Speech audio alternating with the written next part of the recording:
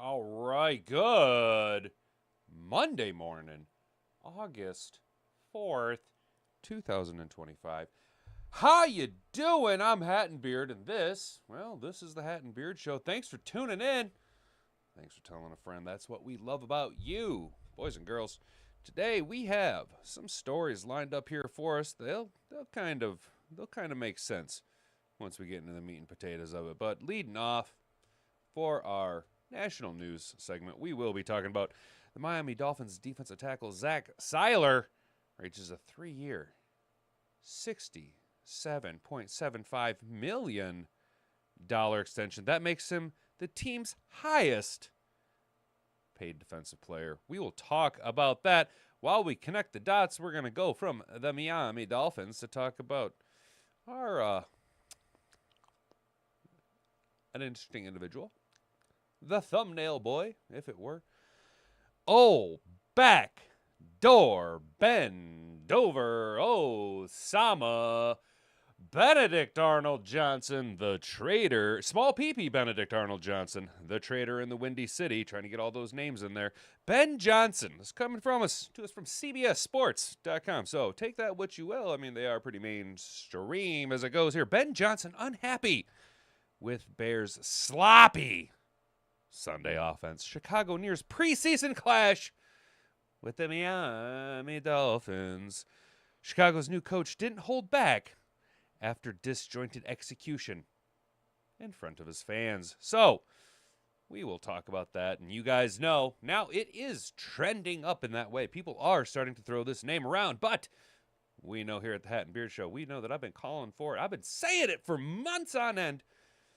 People calling him Skinny Patricia. I've just been calling him Matt Patricia 2.0. This is, I'm telling you, going to be disastrous for the Chicago Bears. Ben Johnson, small PP, backdoor, bend over, Osama Benedict Arnold Johnson, the traitor in the Windy City, doesn't have, in my opinion, what it takes to be an NFL head coach. He doesn't connect with the guys the way that Dan Campbell, Aaron Glenn, eventually probably Kelvin Shepard, all can at this intimate, Hank Fraley. Because Ben Johnson, well, he never played in the league. So he's a little bit limited. And he's trying to run his practices the way Dan Campbell ran his practices. It's just not going to work. It's just not going to work. So we're going to talk about that. And then we are going to get into our hometown cooking over here for you boys and girls. I know this is what we're all here for. Coming to us from one of our favorite websites here, A to Z Sports. Young undrafted Lions edge rusher keeps showing up over and over again, but he may be doing something that Dan Campbell ignores on purpose. You know. We'll talk about that. We then are going to finally keep our home cooking train going here. We're going to be going over to SI on Detroit Lions. Lions cornerback leaves practice early. And tell me, go ahead and like the video if you've heard this before. Enos the Penis Rakestraw Jr. Well, he had to leave practice early. Well, because he got a little he got hurt. He got a little dingy-dang and got a little owie. Had to leave practice. But we did get a safety that returned. A little big name there finally showing up at practice. Finally turning out after, a little bit of a situation. Had to protect our very expensive asset. But Enos Rakestraw leaves practice early, being evaluated for a shoulder injury. That's not good. That ties directly into our poll question for you live viewers right now. If you guys are live with me right now, that's absolutely awesome. Now, if you are watching this show after the live show, I love you just as much, right? Go ahead and comment down below your answer to the poll question. Is Rakestraw already a bust? We got 5 votes going at it right now. Yes, he can't stay healthy, 20% of the vote. No, it's way too soon with 0% of the vote. So we all have a feeling on this. Everybody has a pretty there is no, hey, give him some chance. I think we're all starting to see the writing on the wall. It's trending that way with 40% of the vote, but tied. And you dogs, you guys, you dogs know what's up. Coming in tied for first place with trending that way is Just show me AOC's tatas. That's right. Let's go. Our favorite big booty, juicy Latina. We want to see her titties. Let's go with 40% of the vote. And then finally, well, would you look at that? A guy I can't stop. Tim 20 Man. You are like my crack of cocaine. I can't put you down, Tim 20 Man. Tim 20 Man from DetroitLions.com. 20 Man training camp. Day 9 observations. This was yesterday, so obviously practice is underway right now.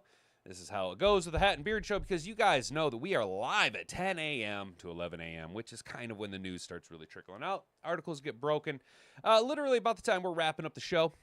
And, well, you guys, if you know, I work second shift, so there isn't a whole lot of time for me to do this type of stuff. So we rely heavily on Tim 20 Man's previous day observation. It helps keep all of us in the know so that we can know what to expect and hopefully not a lot of surprises when we read the articles coming out this afternoon. So we'll be taking a look at Tim 20 Man Day 9 observations. If you know, you know. We've been doing that for a couple of days here. I kind of like what Tim 20 Man brings to the table. So, boys, girls, if you haven't already, would you kindly walk on over to that subscribe button. Subscribe to the channel if you're new here. That's super duper awesome. We have been, I'm not going to lie, dude, I've been really surprised with how much traffic we've been getting. So shout out to y'all.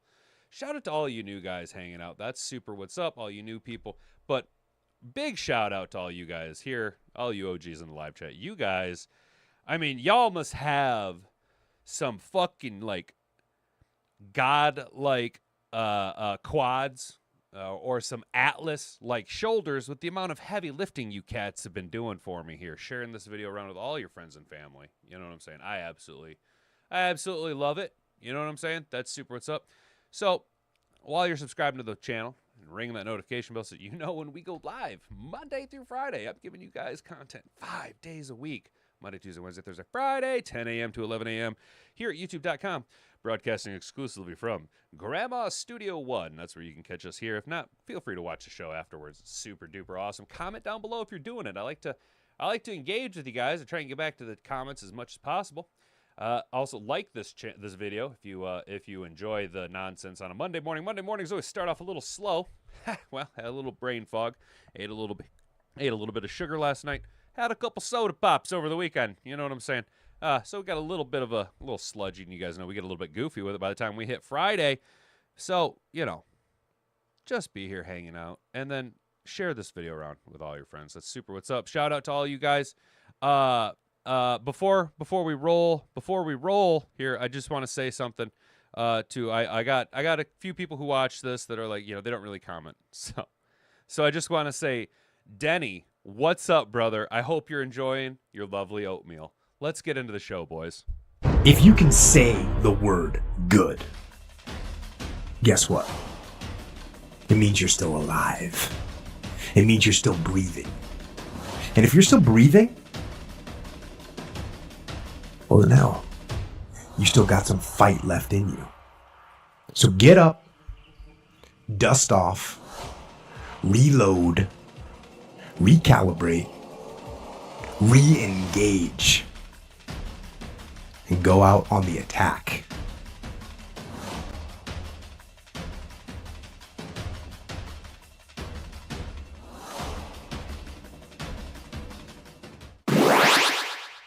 Shout out. Good morning, everybody. I do want to shout out Broski Bear. Good to see you back, brother. Welcome, dude. I'm glad you're hanging out and give us a crack, dude. Hopefully you enjoy it, dude. I'm glad to see you back in the chat. Brent DeWitt says his sister likes my show. That's awesome, dude. Thank you, Brent, dude. Thanks for sharing it around. I appreciate that. Sam, good morning, brother. Good to see you in here, dude. Nice and early. Let's go. Ben's like, damn, we have no grit. Yeah, because the Bears ain't got no balls. Jeanette, morning. Chase, everybody's here. Let's go. Let's get into it. All right, first, right off the rip here, let's get the news out of the way. Let's get the news out of the way because I gotta tickle the footballs of the algorithm gods, right? Miami Dolphins defensive tackle Zach Sieler agreed to a 3-year extension Sunday. His agent told Adam Schefter that makes him the team's highest paid defensive player. The extension is worth up to $67.75 million. With $44 million in guarantees. As long as he doesn't set up kissing booths and becomes Smooch Bandit 2.0, right? Or, you know, whatever He gets hurt and refuses to rehab his leg or ankle or whatever because he's too busy kissing dudes on the forehead, right? Maybe there's a reason Miami let Christian Wilkins go. Maybe he was setting up, maybe he was putting kissing booths in the locker rooms there. This contract, the $22 million annual average, more than doubles his current average annual value. So, taking a nice little uptick in pay, you know what I'm saying? Gonna be able to buy a few more things, live a little bit nicer of a lifestyle. Miami is an expensive place to live, but I don't think Florida has an income tax, if I'm correct. I don't think that, right? You guys don't pay any income tax down there in the free state of Florida. Now, tax, if you're asking me, I'm going to be very, very blunt with you guys, and hopefully this doesn't offend too many of you. There is a genius little old man that had a line once that I have pretty much lived my life by, and that is taxation is theft. So any form of taxation is a form of theft, in my opinion. Sieler signed a 3-year, $30 million extension in the summer of 23. He has recorded back-to-back 10-sack seasons with the Dolphins. However, he was the NFL's 29th highest paid defensive tackle in terms of annual average value. Just ahead of Cleveland Browns rookie, Mason Graham. Yeah, so I'd be, if I was just getting paid after back-to-back 10-sack seasons, if I was just getting paid more than the number one defensive tackle taken off the board, I too would be like, hey, Miami, look, you let Christian Wilkins, you let the smooch bandit go, right? I have performed well. I'm barely getting paid more than an unproven rookie. I'm not kissing dudes on the forehead. I'm not a smooch bandit. You know what I'm saying? Fuck you, pay me. And that's exactly what they did. Miami finally acknowledging the kind of talent that they had. You know, good for him. Good for him, especially the story of the guy. Sieler missed OTAs, but was an active participant in mandatory minicamp and the first 10 days of training camp. He's a team captain, and he said that while a new contract was important to him, so is being on the field with his teammates. Quote, everyone that is their own human. They can handle things how they want. This is how I choose to handle it, but I hope the message that puts out there is that at the end of the day, we're here to play football. Now, obviously, that stuff's very important to me. The respect and the money that my family gets and makes from this game. We will give it all. We give it all on the line every single day, and I'm going to continue to do that every day. But to be able to go out there and work despite everything, I think I'm trying to show that you can go out there and play your best ball and still work through stuff without having to compartmentalize things. Miami's head coach Mike McDaniel lauded Sieler, sixth grade reading level, for continuing to show up through his contract negotiations. And I do like to see that.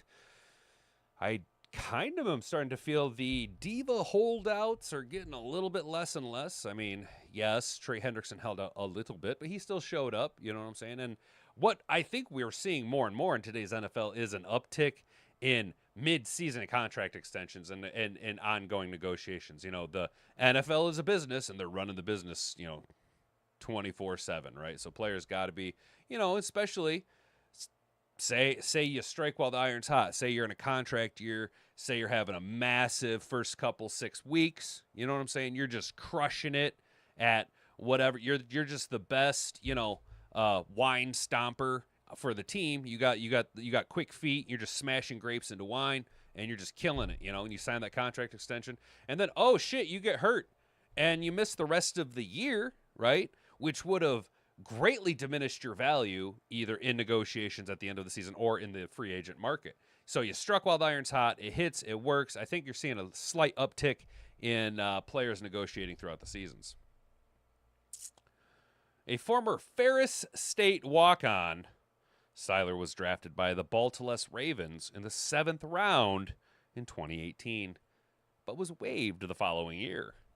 The Dolphins claimed him that very next day. After recording 9 sacks in his first 3 seasons with Miami, Sieler has led the Dolphins in sacks with 10 across each of his past 2 campaigns. Since the start of 2023, only Baltimore's Ndame Matabuke has had more quarterback hits than Sieler's 44. So that's a good thing. Look, I like to see guys get their money. You know what I'm saying? Let's take a little look here. What do we got here? Baltimore like defensive Zach Sieler was from Ferris State, walk on, drafted by the Ravens in the 7th round. The Ravens' 18 draft has generated more money in future contracts than any draft class in NFL history. Holy shit. Oh my God. I didn't even realize that Baltimore took Hayden Hurst over Lamar Jackson. I mean, yeah, 7 picks, but they still drafted a tight end who isn't even on their team anymore ahead of their franchise quarterback. Wow. Orlando Brown, Mike Andrews, Anthony Averett, Deshaun Elliott, Bradley Bozeman, Zach Sieler. Wow. The Gus Bus. Wow, dude. Wow. Wow. I'm just soy jacking my face over here. Look at all that fucking money, dude. That's why Baltimore is so goddamn good, man. They do it like the Lions do it, bro. They just draft good players. So to connect Miami to another story that makes us look, Chicago. Guys, Chicago. I don't feel bad for you guys. You're assholes. You're a bunch of assholes. You do asshole things. Your city sucks. Your city's a shithole, right? Okay. Chicago's a shithole. And then you draft dumb players like Caleb Williams. You hire stupid coaches. You know what I'm saying? You just make bonehead decisions. And unfortunately, it's probably because of your ownership group. You know what I'm saying? But we're going to talk about the Bears. Backdoor, bend over, Benedict Arnold, small PP, Ben Johnson, the trader in the Windy City. He's unhappy with the Chicago's sloppy offense on Sunday's practice. Chicago nears preseason clash with Miami, so we're going to connect Miami to this. Oh, what's up, Mr. Detroit City? Good morning, brother. Good morning. Rake is a bust and not the same kind of bust. Ayo's dog. Yeah, I knew that. I knew you'd be good for an AOC crack or two, my guy. Ferris State Bulldogs, Dad's alma mater. Hell yeah, Brent. That's what's up. Hell yeah, brother. Hell yeah, brother. Broski Bears. The Ravens are so good because they do it like the Lions. The Ravens actually win Super Bowls. Oh well, no. I guess Broski is what I'm saying is I'm not comparing the Ravens to the Lions. I'm comparing more what the Lions have done recently to what the Ravens have done historically, where the Ravens draft these guys year in and year out. That's why they win Super Bowls. That's why they are a contender every single year. The Lions, new kids on the block. They had a bunch of hits. Chinese food makes me sick. I think it's fly when girls stop by for the summer. I think the Lions are starting to do that very same thing where they're starting to draft good players that will be in the league for extended periods of time and make larger sums of money than how the Lions have done the last forever. You know what I'm saying? I'm not saying that the Ravens are doing what the Lions are doing. I'm actually saying the inverse. I'm saying that the Lions are starting to mimic more what the Ravens have been doing. You know what I'm saying? Never liked the break straw pick, Brent. See, and Brent, I was so high on the break straw pick, dude. I thought that Brad Holmes. Well, and you know what? Now, historically, we can look and see. It actually benefits for us. And since we're talking about drafting, let's just get out into the weeds here a little bit, fellas. Brad Holmes keeps doing this thing that I call doubling up on draft picks, right? Where, why am I drawing a blank? Aiden Hutchinson was drafted in the first round at defensive end, and then we doubled back with Josh Pascal. You know what I'm saying? Josh Pascal didn't work out. But there could have been a universe where Aiden Hutchinson didn't work out and Pascal did work out. So Terry and Arnold working out. Enos Rakestraw Jr. not necessarily working out. Could be a universe where that was the inverse. What he's doing is he's hyper-targeting a position group that he feels is what we need and has a strong, probably, depth at it. Hyper-focusing on it, finding guys, and then doubling up because that doubles his chances of that position group, regardless if it's in the first, second, or third round. It doubles the odds of him successfully hitting on one of those picks. You don't have to spend money in free agent market. You get a little bit lesser of money outward on the rookie scale contract. So I kind of liked the break straw pick for the same reason I kind of liked Enos the Penis Rakes or Josh Pascal, Levi Onwuzurike. You know what I'm saying? These guys with Lee McNeil, where there's these kind of like shifts a little bit where he's doubling up and giving himself a better chance of winning. You know what I mean? Instead of putting one ticket into the raffle, he's putting 2 tickets into the raffle, if that makes sense. Now, If it works out, great. If it doesn't work out, then you have Breakstraw, who can't seem to stay healthy. You know what I mean? Which fucking sucks. He did have an injury history in college, which is why, like, aren't we glad that somehow Terry and Arnold slid to where we were able to make a play and we weren't locked into a world where we ended up taking Rakestraw in the first round? Cap space this season, and they're negative cap next season. Goff and others will need to restructure. To Steven. So Broski, the reality of the salary cap is the way GMs can manipulate it with void years on the back end. Although money might look on paper a certain way, the reality of the draft or the salary cap is it's only as real as you want to make it. Look at what the Saints did for years. Look at what the Eagles are doing currently now. The Lions actually do have void years on the Goff contract, and those void years. So what you want to do is, instead of looking at the salary cap as a vertical line, right, where you have, this is the cap and this is how much of the cap you're eating, like a gas tank. You know what I'm saying? What you want to do is you want to look at the draft or the salary cap as a linear table where you can spread out and take the vertical bar and distribute it flatly and thin it out over multiple years of void years where you can restructure and negotiate, and also it doesn't really impact the team. If you look at how Jalen Hurts' contract is established, the last 3 years of his deal, he's pretty much just playing on incentives. 3/4 of his picks are studs, and the quarter a bust. No Brad bashing. I love him, but it happens. Yeah, well, and Sam, you're not going to hit on every pick, brother. You're not. I mean, you're never going to hit on every single pick. And I hate to, be like, well, when we compare Lions now to Lions then, we're hitting on way more draft picks than we ever have in years past. Look at the talent level. Like, you guys remember that we used to talk about how Jeff on my Backus was a franchise left tackle, and Jeff on my Backus sucked. Jeff on my Backus was the best offensive lineman we had for years, and he is as good as Dan Skipper is now. All right, like we draft such better players now. You know what I'm saying? Like, I'm gonna be real. I never liked Jeff on my Backus. I also didn't like. You guys remember Gosder Cherilus? You remember taking a first round pick on Gosder Cherilus? Yeah, remember that name? Yeah, Gosder. Go Gosder. Fucking Gosder Cherilus from Boston College. Dude, Brad has some hits in the draft.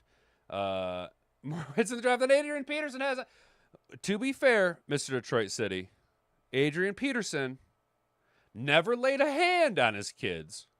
He just beat the shit out of them with a switch. He never actually hit them with his hands. He beat the fuck out of them with a switch. So the switch has more hits on his kids than he does. All right, let's hit this oil can, and then let's get into this article. Oh, Brent, absolutely, dude. Brad Holmes is the best GM that you've seen, that I've seen, that we've ever seen for the Detroit Lions. Coming to us from, I almost said BestBuy.com. that advertisement, I was almost like, coming to us from BestBuy.com. What a dystopian future we're heading towards. This Sunday, Chicago Bears practice at Soldier Field was a mess, and Coach Ben Johnson didn't bother sugarcoating it. Following error-filled offensive performance, the first-year coach and new play caller publicly expressed his frustrations with a unit that looked disorganized and sluggish in front of a large home crowd. You're going to draw. And there you go, Bears, doing that Chicago Bears thing. You guys getting a big draw. Dude, you guys, good on the Chicago Bears. 3 years, you guys, give it up. Give it up to Chicago. You guys got 3 years off-season champs. Let's go. Most of the issues centered around quarterback crybaby Caleb Williams and the offense, which struggled to get the plays off on time and appeared out of sync throughout the 2-hour session. You guys aren't even hitting fundamentals. You guys aren't even getting plays off in practice on time.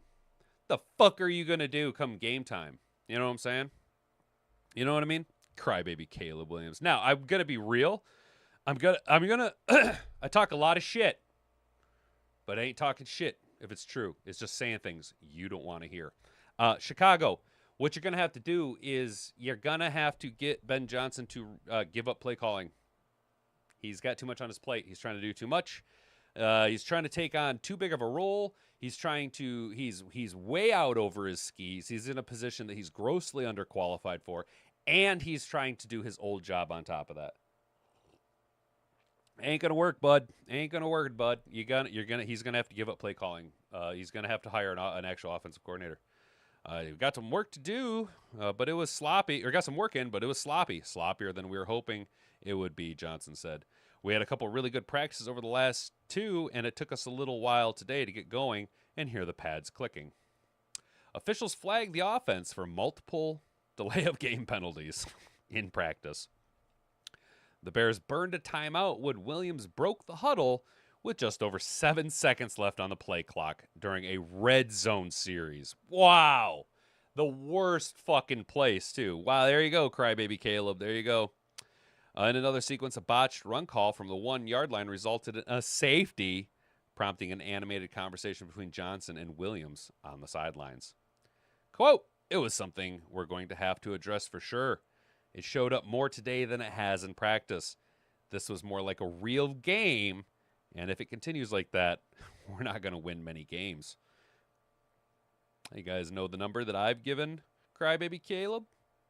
That is Crybaby Caleb and Benedict Arnold, bend over backdoor Ben Johnson.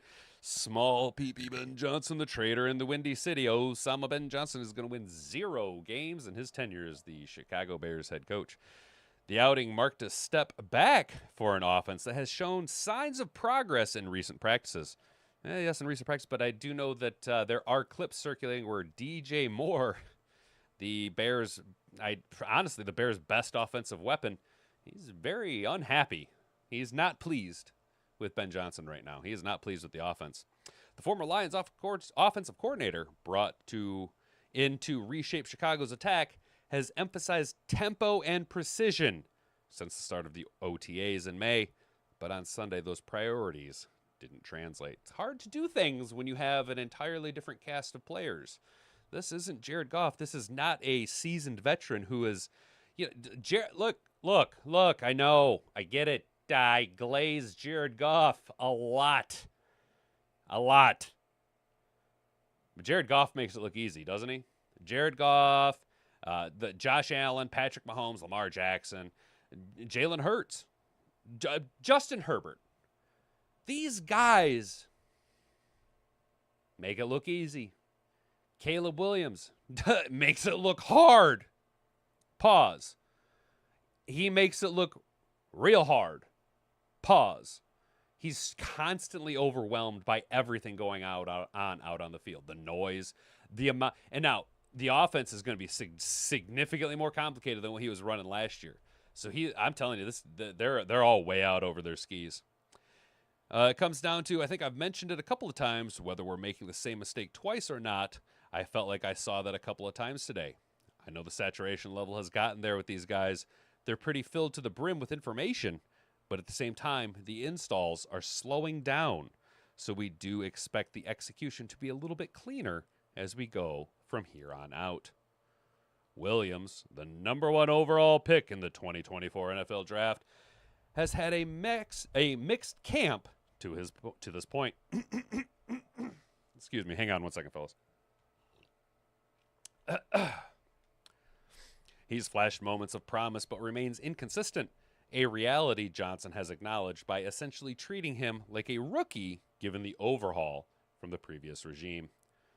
The Bears open the preseason next Sunday against the Miami Dolphins. And what do you guys expect to see? Obviously, I don't know much about the Bears, but I highly doubt we're going to see Caleb Williams in the first preseason game. How we doing, chat? How we doing? Holmes has done a good job by drafting overall. He whiffed on Houston, Martin, Pascal. I don't know, man. Manu, Vaki, and Wingu still have yet to kind of prove themselves. I will give you Broderick Martin's a pile of dog shit. Josh Pascal's not working out.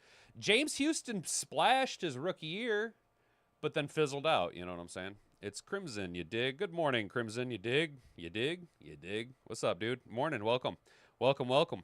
The only crybaby is Dan Campbell. Dan Campbell was crying after that home playoff loss. Yeah, well, I was too, dude. I was devastated. What blows my mind is that not long ago, Ben was a QB coach. I think Ben needed more time at coordinator before becoming a head coach. Sam, I, I just don't. I don't. I personally, I don't think Ben Johnson has the swagger.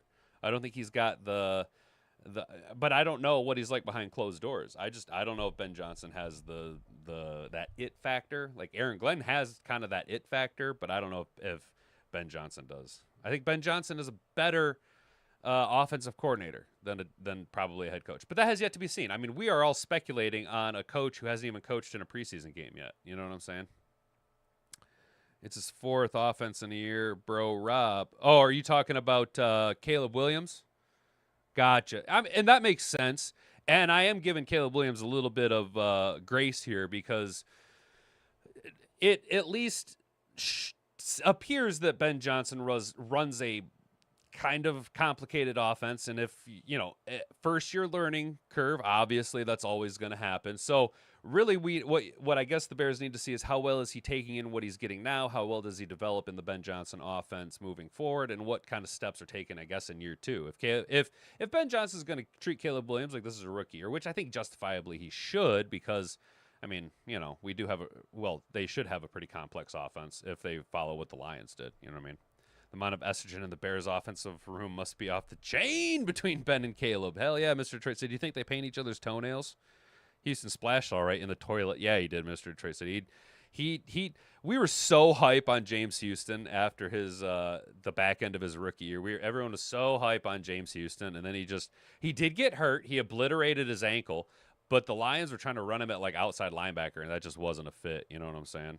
Johnson won't give up the power of play calling. I agree, Jeanette. I don't think that's going to happen. That's probably what's going to be the biggest problem with the Chicago Bears is Ben Johnson probably has a giant fucking ego about him, and I just don't see it happening. That could be the one thing that handicaps him and keeps him from being successful as a head coach in the NFL is his ego gets in his own way, and not to be glazing the Lions, but on the inverse, we see the possibility of not only did we bring in a new offensive coordinator, but we're seeing the possibility, we've speculated, that we're bringing in, like a special coordinator, not a coordinator, but consultant. Like we might be giving John Gruden a consulting position with the offense. You know what I mean? Just to further add more big minds. The more information, the more experience you have, the better you're going to be. You know what I'm saying? Whereas Ben Johnson seems to be kind of tightening his grip. Dan Campbell seems to be opening his arms and bringing in more people. Now you guys, just so you guys are aware, this is a Detroit Lions channel here. So I mean, we are pretty pro Lions around here. Down in the poll, we got 11 votes. Look at you guys go. Is Rakestraw already a bust? Yes, he can't stay healthy. With 9% of the vote, 27% of you say no, it's way too soon. 36% of you leading the way say trending that way, taking the smart approach. And 27% of you say just show me AOC's tatas. Let's go. It's Crimson You Dig. Do you believe you have upgraded the OC position, Crimson? I do think right now, the way that I feel about the offensive game plan, or at least what the rumors are around camp, I can't say that what we've seen in at least preseason week one or will see in the preseason is anything close to the actual offense that we're going to run the regular season. First and foremost, I think our offense is going to be as good, if not better, because I think what we're going to see is Dan Campbell actually had more say in the game plan, more say in the offense, because after we fired Anthony Lynn, if you recall, Dan Campbell took over offensive play calling responsibilities. The Lions actually seen more success, and then we brought, then we've seen the elevation of Ben Johnson. I think what you will find out, though, is that our offense at least was more controlled by Dan Campbell than Ben Johnson is. Where I think we will improve is, one, we have an insanely good offensive line. We have a dynamic rush attack, okay? With that running attack, it leads into the availability to run play action. Jared Goff is a good play action quarterback, historically a good play action quarterback. I do feel that Jared Goff is going to be better this year than he has been in years past. I think Jared Goff is going to ascend to be a top 5. I do think Jared Goff will be a dark horse to win NFL MVP. I know. I'm a glazer. I glaze Jared Goff. JG16 for MVP. I think that John Morton, statistically, as the passing game coordinator for the Denver Broncos last year, was second in the league in downfield attempts of passes deeper than 20 yards with a rookie Bo Nix. I think that with the elevation of Jamison Williams from what we've seen in camp and him being more of a dynamic wide receiver, I expect Jamison Williams to have a ceiling of 1,600 yards off of a tremendous amount of play action. And statistically, I think the Lions offense will produce more yards and more points than we have in years past because of a slightly more aggressive offensive coordinator still having that Dan Campbell effect, though, over them. Does that any of that make sense? It's kind of long-winded. Yes, Rob, I agree. Gibbs and Montgomery are going to it all starts from the run game, and if our run game is as effective, if not more effective than last year, everything else will flourish, especially Jared Goff, play action passes. I think Jamison Williams is going to have a monster fucking year. I've called so for some of you new guys, I've called for Jared Goff to throw for 5,000 yards this year and 50 touchdowns or more. If you ask me how the math breaks down, it's relatively simple. The math of Jared Goff throwing for 5,000 yards is completely hinging upon Jamison Williams having this breakout year that we should expect him to have. If Jamison Williams can go for 1,600 yards, Amon-Ra can go for 1,400 yards, that's 3 of 5,000 yards between your number 1 and number 2 wide receiver. If Sam Laporta can go 700 to 1,000, you're pushing 4,000 receiving yards. We're going to go ahead and round up with change, okay, the 65, the 1465 that Amon-Ra has, the 1652 that Jamison Williams has. So we're going to round up. Sam Laporta goes 700 to 1,000. You add in Tesla, you add in Fireball Tim Patrick for 300 yards each. That's 600 yards. That's pushing you around up to 4,700 yards. You can easily get an additional 250, 300 yards between Gibbs and Montgomery, Brock Wright, Khalif Raymond, those type of guys. I know 5,000 sounds like a lot, but if you really break it down, completely hinging upon a play action pass offense and Jamison Williams going for 1,600 yards. How we doing, chat? Is that a sign that Johnny Morton is already being exposed by considering bringing in Gruden? Are you concerned about Decker this season? You don't really have a backup left tackle, and Decker seems like he's starting to fall off fast. Sadly, I agree with you, broski. So your first question, is that a sign that Johnny Morton is already being exposed?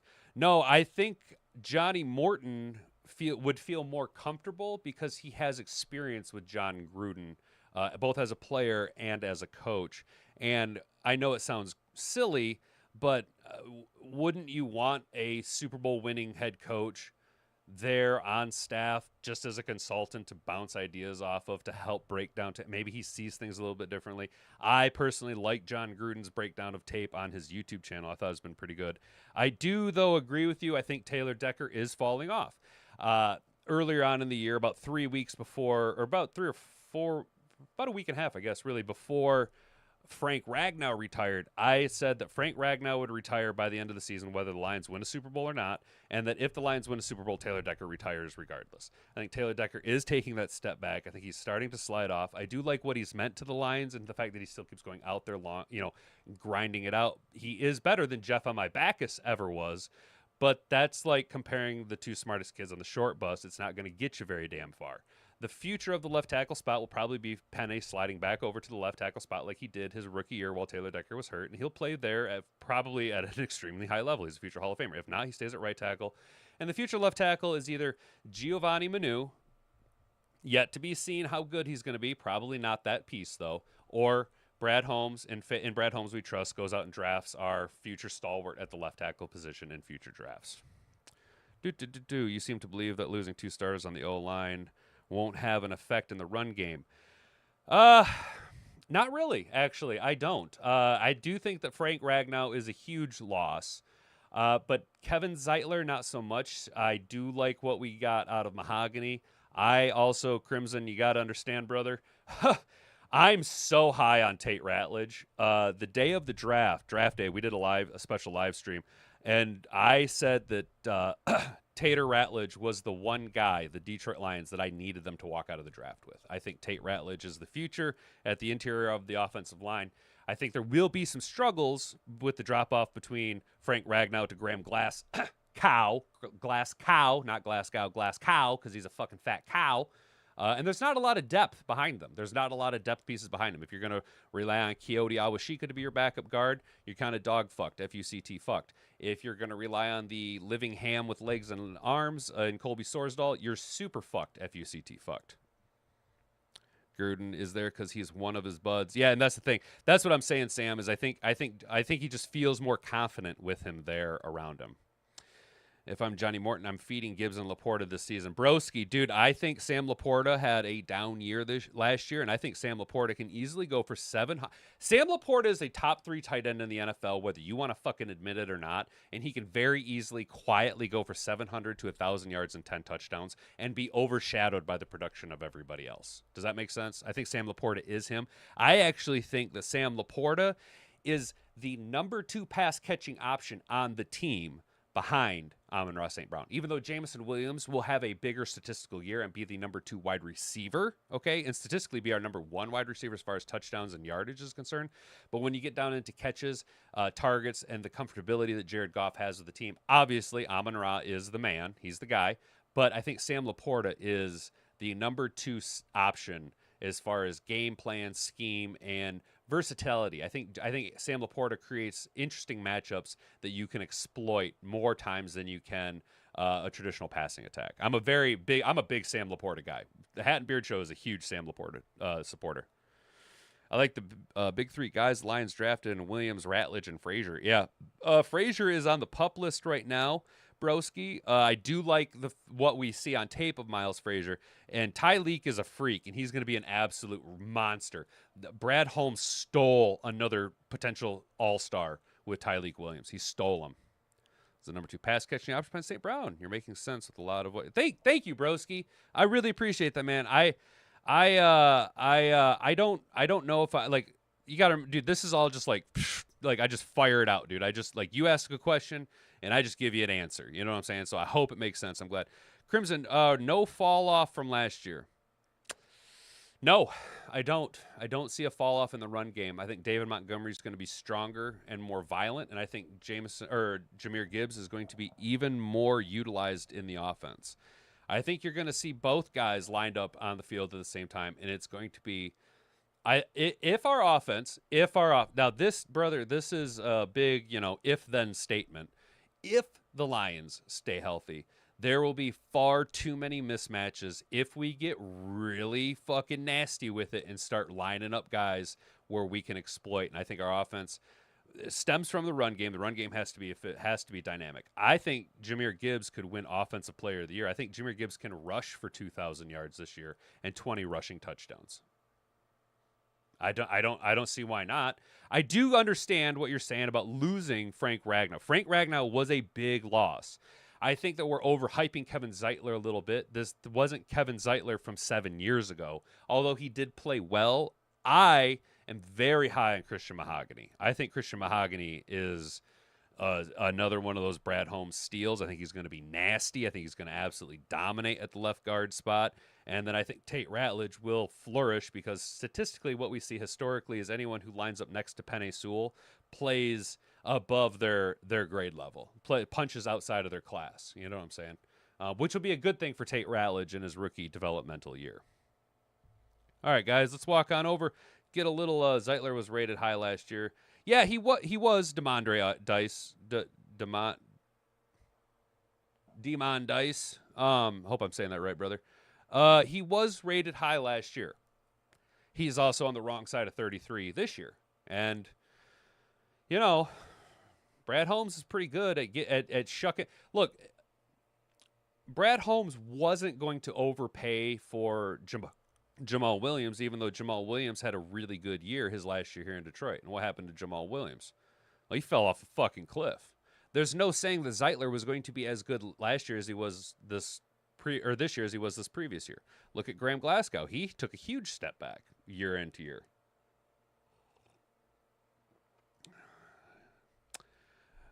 Crimson, that's a good question. If I believe the OC is upgraded and the O-line is upgraded, why wouldn't you believe the Lions would be better? That's a very good question. Because I don't know. I do think that we will be as good, if not better. There is some changes around. I do think everything will be better, but other teams are also better. They know what we want to do now, especially in our division. Our division is we're back-to-back division champs, so everybody's constructing their team. They're building their teams to take down the king. You know what I'm saying? Brent, exactly. Everyone rates higher next to Sewell, and that's why Penei Sewell fit him for his gold jacket already. Fit Penei Sewell for his gold jacket already. Future Hall of Famer. Future Hall of Famer. Speaking of future Hall of Famers in that draft class, totally off topic. I know, Crimson. I kind of talk in circles, and I like to leave myself loopholes. We'll see how the Lions handle pressure up the middle of the season. That's going to be key to their O-line. Yeah. So I'll give you this, Crimson. I'll tie into what Broski Bear's saying. Our middle of our offensive line will have to prove themselves a little bit more than they have in years past. Okay. Jonah Jackson took a huge fall off. I just thought of that. Took a huge fall off when he went to the Rams after having a relatively good year in Detroit, and we all wanted to re-sign Jonah Jackson. Now, he did transition over to center, but played like dog water. I think our O-line, as long as they can figure it out, as long as Glasgow can play at a relatively decent level, the middle of our offensive line should be fine. It should be fine. We should be totally fine. Eventually, though, Taylor Decker's going to have to get replaced. I do like the youth movement that we're kind of building out, but I believe Broski said there's really nobody behind any of our starters. You're not wrong, dude. You're not wrong. All right, so if you guys haven't already, would you kindly press all my bells and buttons and do all the things? Subscribe, share, like, comment, things and stuff in my things. We do have a poll question. I know it is already 11 o'clock and we haven't even gotten into the show yet. Broski Beer, you're doing good. Hat and Beard Show. It's tough answering stuff off the cuff, back to back to back. Yeah, I'm just trying, dude. I'm just trying. Crimson, are you asking if I'm saying that we're fine or improved? Right now, I will say we are fine. How's this? I will say that our offense will be as good, if not better. I don't think we'll be taking a step back, but I don't think we'll be we did have a pretty electrifying offense last year. I don't know if we're going to be better, but we'll not be taking a step backwards. Does that make sense? Kinda. I know I'm kind of splitting hairs here. Hey, good morning, Art. How you doing, bro? Good thing our team knows how to figure out injuries. Remember, well, that's just it, dude. Let's not hope that injuries do that thing again. Let's hope that injuries don't do that thing. We don't want that injury thing poking around. All right, so Detroit Lions fans, this is coming to us from A to Z Sports. Detroit Lions fans are okay. Just real quick, guys. Just something that kind of salts my nuts. Hell yeah, shout out Demonde Ice and at Crimson You Dig. I appreciate you guys coming in asking questions, dude. I thank you for, look, dude, we can't just run on our ideas. It's good to have, ask questions, dude. Ask questions, poke holes, change my mind. I don't mind, dude. I don't mind. Speaking of change my mind, real quick, just so you guys are aware, this line, we're going to read this paragraph. Detroit Lions fans are chomping at the bit for an edge rusher who can take up the mantle across from Aiden Hutchinson. Just so we're clear, it's not chomping at the bit. It's actually champing at the bit, but over the years, people just have said chomping, but the horse is actually, it's champing on the bit. It's not chomping, it's champing at the bit. Just something. While Lions may not have that big star power guy there, they have a solid rotation with young guys who are climbing up the ladder and looking to get more time. One of those guys is Nate Lynn. The Lions showed a lot of interest in Lynn ahead of the 2024 draft. They had him out for a top 30 visit and went to his pro day at William & Mary. They then signed him in as a undrafted free agent, and he quickly started to impress. Let's pause this. I don't know what that is. Quickly started to impress before suffering a season-ending injury. On Thursday, he got plenty of football in the Hall of Fame game, and he impressed. Lynn put up 3 pressures and a tackle and was the second highest graded player in the PFF with a 84.9 grade. Now, that's not bad at all, but it is preseason against not, a little bit lower talent, you know what I'm saying? These things seem to be going pretty well for him so far, But Lions head coach Dan Campbell did have some comments concerning about him last Tuesday that point to the young edge rusher doing something that Campbell may look to ignore. It's a great opportunity for those guys to go in and show what they're able to do. Now I'm going to be the first one to say, no different than what we talked about with, you asked about the quarterbacks. I'd say if you're going to make your plays and you're going to see all these sacks, you're rushing high. And behind the quarterback, I don't even see it. It's not even worth talking about anymore. It's not worth it. But if you do what you're asked to do, teaching you to do, and you set up and push the quarterback, and you're even with him and you crush it or make a big move there, great. If we're just going to run behind the quarterback, no, that does nothing. Exactly. You can't just run past the motherfucker. You got to get in his face. You got to put some pressure on the guy. You got to make him feel uncomfortable in the pocket because, God damn it, we have this bad habit of rushing upfield, and we've seen it time and time and fucking time again, where when we play any quarterback with just a cunt hair of mobility, they goose us. We rush upfield and they goose us right around that big, huge gap. It's something to watch, not with just Lynn, but any of the young edges going forward. The Lions want guys who can make plays. That doesn't just mean sacks, but pressure. Get the quarterback off his spot and force him to make a bad throw. That's what we call pressure INTs, ill-advised throws. Get the timing off. Get in his face. Fuck him up. Simply running in his area isn't good enough. Let's see how Lynn does against the Falcons on Friday night. You got to get in his face. You have to do something. You cannot just run past him. Mr. Lynn, Nate Lynn. You have to get in his face. You gotta cause some pressure there. So, it's good that he's got this athleticism. Now, if you could just, it's called bend. You gotta bend the edge. You gotta shove that 400-pound offensive tackle. You gotta shove him back. You gotta shove him back into the quarterback. How we doing, chat? Wow, you guys are popping off this morning. I've got a question for you. If my aunt had a dick, would she technically be my uncle? Mr. Detroit City, 100%. If my grandma had been born with wheels, she'd have been a wagon. As good, if not better, means the Lions will finish 1 or 2 in total offense. Am I understanding that right? Crimson, yes. So, in my fantasy land, right, in my Froopy land, Jared Goff wins NFL MVP, and Jahmyr Gibbs is Offensive Player of the Year. So, yeah. Yep, we finished 1 or 2. Hell yeah. Hell yeah.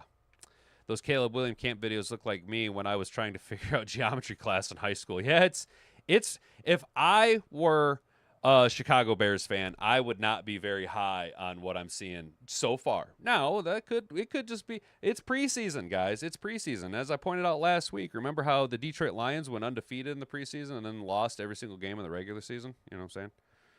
Mahogany had an 82.6 pass block grade and an 80 run block grade. Do you see him having the same level of success not having Ragnow and Zeitler in the middle with him?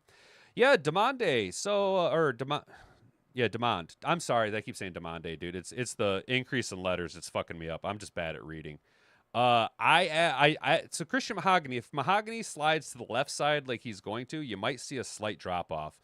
He played mostly at right guard last year. And as we talked about earlier, Penei Sewell makes everybody play better. They'll be the number 1 offense again, says Sam. Hell yeah, brother. Damon Broski, big thanks. Yeah, dude. Broski's a cool dude, man. He's a cool dude. Get Christian Wilkins on him.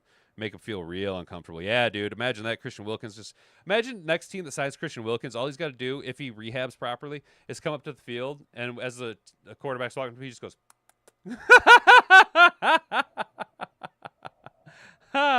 Jared Goff for MVP. Yeah, Demond. Yeah, dude, I'm a Jared Goff truther, bro. I think Jared Goff wins MVP. I'm actually, look, the odds, I just want to put money on it. I'm putting money on it so I can win some money if Jared Goff wins MVP. I'm super high on JG16, bro. I'm super high.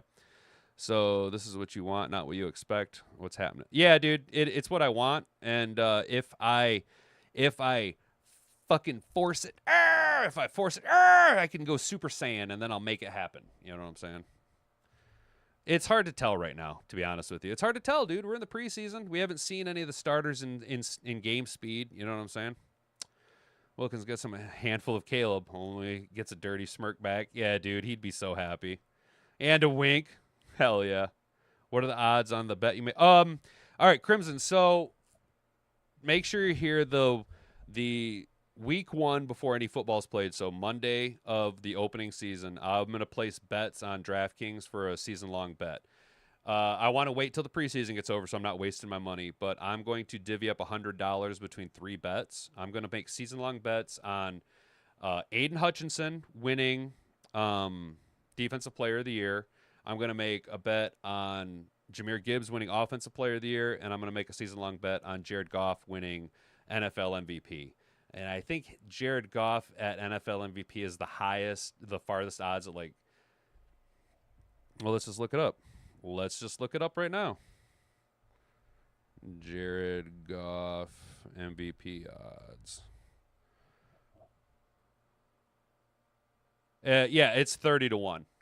That's why I'm doing it, because it's 30-1 odds that JG16, at least right now, are around plus 25 to plus 3,000.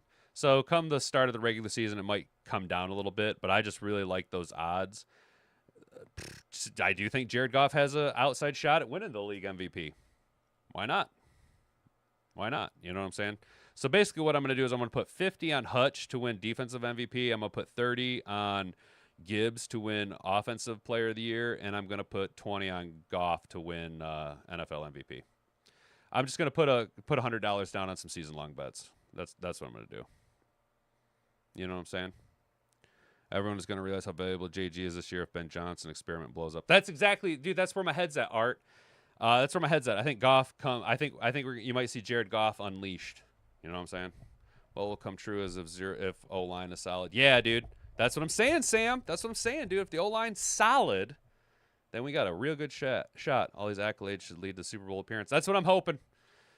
Demand. That's what I'm hoping, brother. That's I'm wishing and hoping that the Lions make the Super Bowl, brother. And then we shut out the Bills 59-0 in the Super Bowl. Baker Mayfield plus 35. Put a little something on it.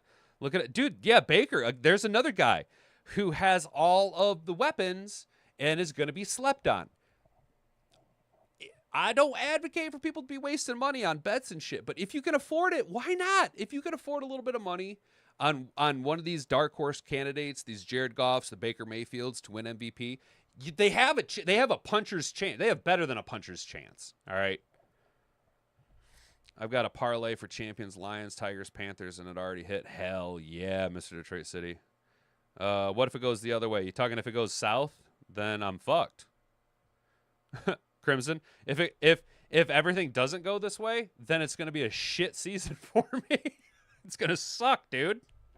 That's what happens. That's what'll happen. If it goes the other way, then it's gonna suck. And I've talked all this shit for nothing. Oh, broski, thinking Goff will be calling more plays, making more changes. Yeah, I could see it. Jared Goff could take that, could easily take that step, put on his big boy shitting pants. You know what I'm saying? How's the poll doing? 14 votes. First place is Rakestraw's trending that way to being a bust. And then tied for second, no, it's too soon, and just show me AOC's tatas. So, Enos the penis. Man, we are running late today, boys. Close that out. Lions cornerback leaves practice early and the safety returns. Detroit Lions defense may have taken a hit during practice on Sunday. Second round pick Enos the penis Rakestraw suffered an apparent injury during a rep early in practice. Rakestraw, who missed some time early in camp with a chest contusion, just recently returned. Per the team, Rakestraw is currently being evaluated for a shoulder injury after falling in a one-on-one tackling drill. Rookie safety Dan Jackson is also dealing with an ailment as he is being evaluated for a leg injury. Well, that's not good for Dan Jackson, guy trying to make the roster. Hey, Demond, have a good day, brother. Stay out of trouble. We'll see you tomorrow morning, 10 a.m., dude. Party hardy. Don't do anything I wouldn't do. You know what I'm saying? Kirby Joseph, who is a first-team All-Pro. So I do also, Demond, seriously, I appreciate you, dude. Seriously, I like when people come in the chat. You ask good questions, dude. You really brought it today, brother. You brought it, dude. Seriously, thank you. Got back to action after missing previous practices with a minor injury. Also returning were Amik Robertson and Taylor Decker. It was the first time Decker appeared at practice this year, during training camp, as he has previously been on the PUP list after undergoing off-season surgery. Decker participated in individual drills but did not take part in team periods. Robertson, meanwhile, had been out with an undisclosed ailment since last Saturday. The versatile DB is expected to be a contributor at either slot or boundary corner. Among the players not participating in Sunday's practice were cornerback Terry Arnold, O-line Dan Skipper, tight end Kenny Yeboah, and running back Kyle Robichaud. Arnold is dealing with a low-grade hamstring injury. Not good. Not good. Not good. You do not want fucking hamstring injuries. Low, high, it doesn't matter. Hamstring injuries in camp hinder your whole fucking year. And the Lions are hoping to get him back in practice by the middle of the week. Robichaud has been dealing with an undisclosed injury. Skipper suffered an ankle injury in the preseason opener Thursday, while Yeboah was out for personal reasons, according to Dan Campbell. Well, that's good. At least Yeboah wasn't out hurt. And, it sucks that Skipper's been in a boot, or at least was seen leaving the building last Thursday night in a boot. Robichaud not giving himself any opportunities. Availability is the best ability when you're trying to make a roster spot. So just some things to poke around at. I guess none of us are at all surprised. Are you guys surprised that Rakestraw got hurt? Ooh, Breakstraw is hurt. Big shocker. Big shocker there. All right, guys, we'll get into the last article. We are running late. I appreciate it. We're running late because I started late. I'm going to be honest. If you guys want to know a dirty little secret, if I ever don't start the show at exactly 10 o'clock, if it starts at 10:05 or 10:10, it's because I had to poop. Yeah, Brent, dude, hammies in camp, dude. Moons over my hammies in camp leads to a season of fuckery. That's what hammies in camp means. Moons over my hammy in camp means a season long of fuckery, and I can't wait for it. So let's go ahead and look at observations from yesterday's training camp. Training camp day 9 observations coming to us from our guy, Tim 20Man, senior writer at DetroitLions.com. We love Tim 20Man around here. Welcome back. It was good to see all-pro safety Kirby Joseph, nickelback corner Amik Robertson, left tackle Taylor Decker, and running back Sione Vaki returned to practice on Sunday. Each missed time rehabbing various injuries. Robertson was his active self in the middle of Detroit's defense, which is good. That's good that he's firing on all cylinders already. And Vaki made his presence felt late in practice, especially in the pass game. I do like what Sione Vaki brings. I'd like to see him bring it against the Falcons. Detroit's secondary had a number of versatile players. Brian Branch and Avonte Maddox play both safety and corner. Veteran cornerback Rock Ya-Sin has flashed some versatility in his game early in camp and is coming off a nice performance in Detroit's preseason opener last week. He had a really nice open field tackle, stood the running back up for the Chargers, stood him right up, dropped him in the open field. It was nice, dude. On Sunday, we saw Rock Ya-Sin take some reps at safety for the first time in camp. Mid-season form. It's fun watching wide receiver Amon-Ra St. Brown work throughout the course of practice. In one-on-ones against DBs, he had a great rep against Brian Branch, where he made a cut to the sideline and showed really late hands catching the ball, so Branch couldn't react in time to make a play in tight coverage. St. Brown has showed off his speed, beating Branch on a straight go route down the left sideline for a touchdown. He made a diving catch along the left sideline in a team period later in practice. St. Brown looks to be in midseason form. And Amon-Ra, I tell you, we talk about Amon-Ra because he's jacked. He runs insane route. I mean, just beautiful, crispy routes. He's got probably the best hands in the NFL. But what's grossly underrated about Amon-Ra St. Brown is his speed. He has some of the better wheels. He can break away from guys. He's got good mid-gear speed. What do I mean by mid-gear speed? I mean when he's doing a crossing route, he's not at his top-end gear. His mid-gear speed is breaking away from guys. He's got that sneaky smoothness to him. Now, obviously, Jameson Williams, he's the Ferrari. He's got Lambo torque. He's that sports car, highly tuned.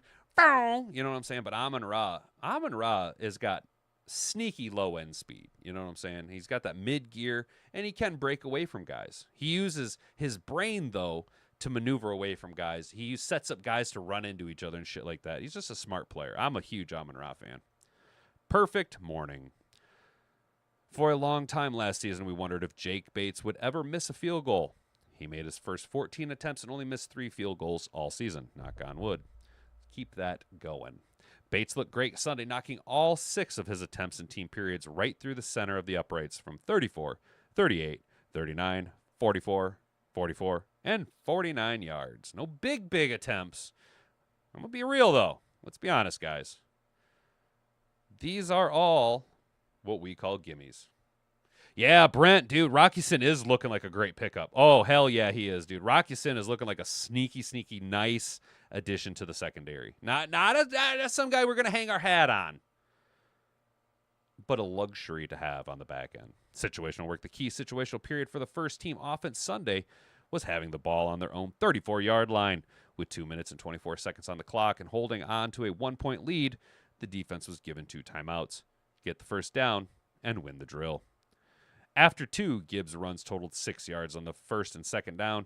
The offense came out of the 2-minute warning facing a 3rd and 4. OC John Morton dialed up a great call for a screen to running back David Montgomery out to the right that netted a big gain, with Montgomery making sure to stay inbounds and keep the clock running.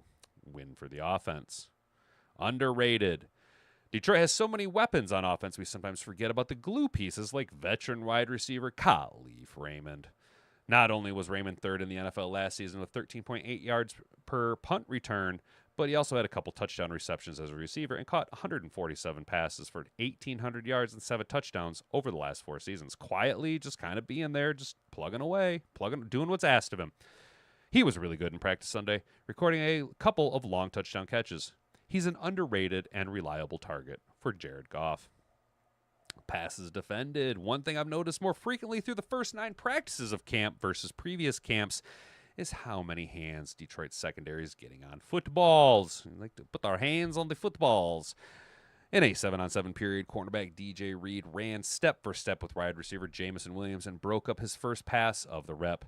2 plays later, Robertson got to the football at the same time that it got to St. Brown for a pass breakoff. Goff was just 3 for 6 in the period with a couple of dump-offs and a long touchdown to Raymond right down the sideline. Smart move. It's always good to see young players stick close to veterans and learn from their example. Raymond and St. Brown have made catching balls on the jugs machines part of their post-practice routine. It's nice to see rookie wide receiver Isaac Tesla and Dominic Lovett join them after practice, and that's probably why those 2 guys keep popping. Isaac Tesla is going to be on the roster, and I seriously don't. I know he had a couple drops. I think Dominic Lovett might have a little bit of juice. I'm not saying he's going to be a superstar, but I think he might have a little bit of juice to play in this league. I really do, and I think if we can keep Dominic Lovett around for a little bit, he might be a nice piece to have. You know, I'm not saying we build our offense and our game plan around him. I think he's a nice piece to have. Preach, Mr. Detroit City. I love Jesus, Lions, and America. Hey, Mr. Detroit City, what do you think about this shirt, bro? What do you think about this shirt? We'll talk about the shirt in a second. Lovett has dealt with a few drops in camp, so it's good to see him trying to perfect that part of his craft. And we already talked about the injury to Enos the Penis Rakestraw and Dan Jackson.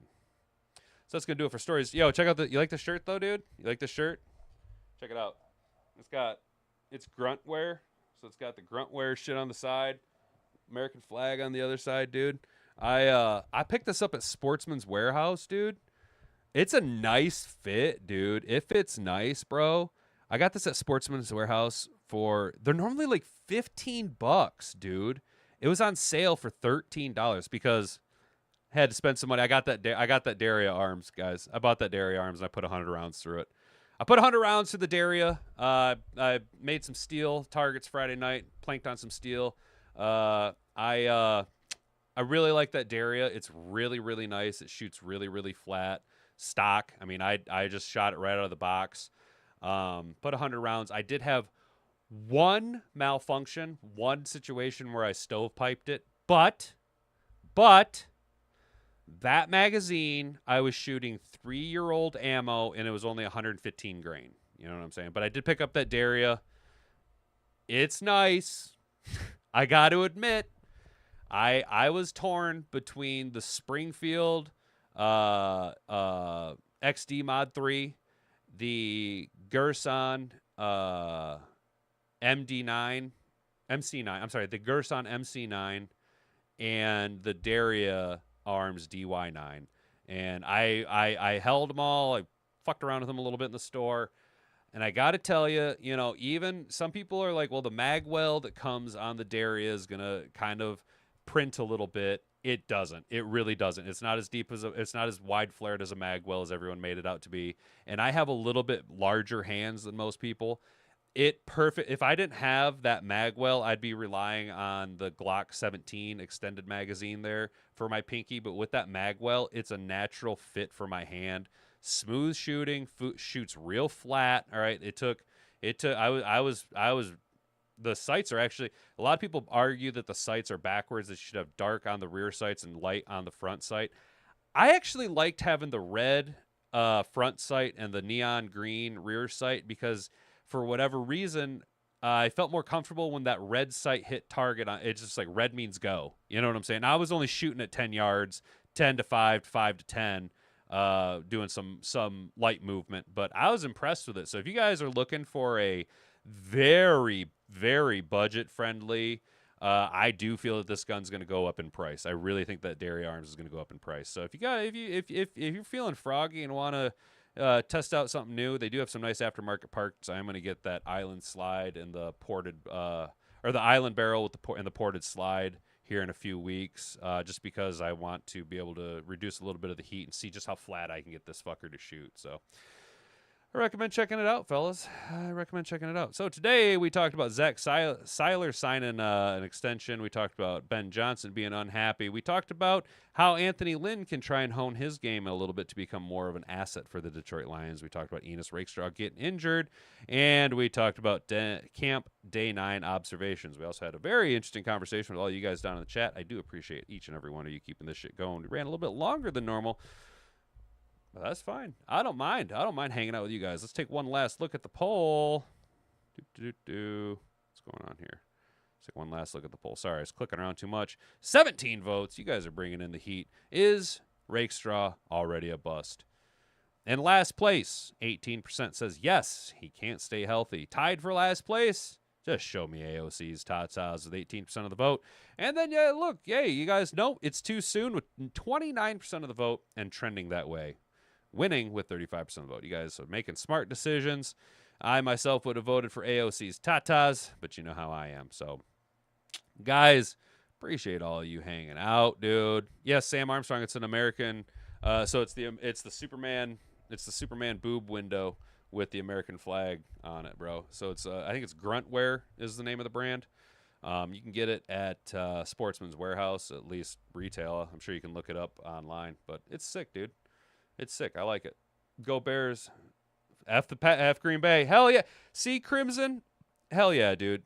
Brother, you might be a Bears fan, but at least we can sit down, have a beer, and talk shit about the Packers. Right? Hell yeah, brother. Hell yeah.